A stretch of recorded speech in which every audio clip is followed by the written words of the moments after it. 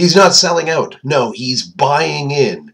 That's right, today on day 136 of the year of vlogging dangerously, Movie May marches on as Palm Wonderful presents the greatest movie ever sold. Okay, I felt like watching a documentary today, what can I say? It's actually a movie I own and I've never watched before. Unusual? No. This is the way Movie May has evolved for me. It's not about reviewing movies that people have seen with them. It's more about exposing people to movies and myself to movies that I've never seen and that they've never seen. It's about bringing new experiences. And this one's definitely an interesting one. If you've got an interest at all in product placements and how advertisers bring things to you in movies, because movies, let's face it, are, if they've got a certain level of a budget to them, that budget is subsidized quite a bit by advertising. And Morgan Spurlock, the man who brought us Super Size Me and some other movie where he was in jail, I don't know what the name of it was. What was this movie where he was in jail? I remember one. I cannot remember. Well, he also brought us Where in the World is Osama Bin Laden, but I never watched that one at all. Okay, so he's brought us a few movies. These movies are... It's true in true Morgan Spurlock style. This is the kind of thing that's a tongue-in-cheek approach to a very serious question. And that question is, how do advertisers bring their product to us? How do they get us? And over the course of this, he first starts off, and this movie is Jimmy Kimmel pointed it out actually in the last bit, which we'll get to in a second. But this movie is very much the inception of movies, if that makes any sense. It's an inception bit, because this movie was shot. All of the pitches for the movie, all of the process for the movie was shot and put into the movie. The movie was about making a movie and advertising that movie. It was about it starts off with him trying to find sponsors, discovering who his brand is and finding sponsors. And of course, that's where Palm Wonderful comes in. And I actually like this product. Palm Wonderful is pretty damn wonderful because pomegranates are pretty damn good. And the juice of them is good for you. But it starts off with him trying to find sponsors, and he finds a set of sponsors after a while. Anybody from JetBlue to frickin' Mini, the guys who bring us the Mini Cooper, to Sheets, this weird frickin' thing from down in the States, and Mane and Tail. Well, okay, Mane and Tail doesn't actually sponsor it. He just wants Mane and Tail to be in the movie, so really it's hilarious for that. But he goes and he does pitches with all these people, and he actually tells them, at one point in the movie, you're going to see this pitch. We're in the movie.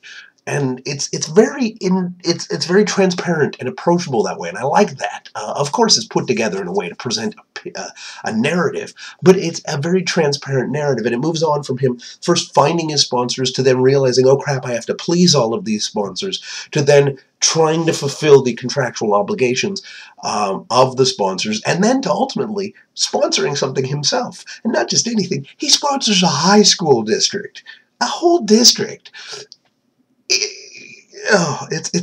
It's actually guerrilla genius filmmaking. The movie cost $1.5 million to make. That's the budget, and it's entirely sponsored by advertising, and in very obvious ways. Like you'll see, he's doing an interview where he's drinking Palm Wonderful while he's talking to a person who's talking about how he hates overt product placements.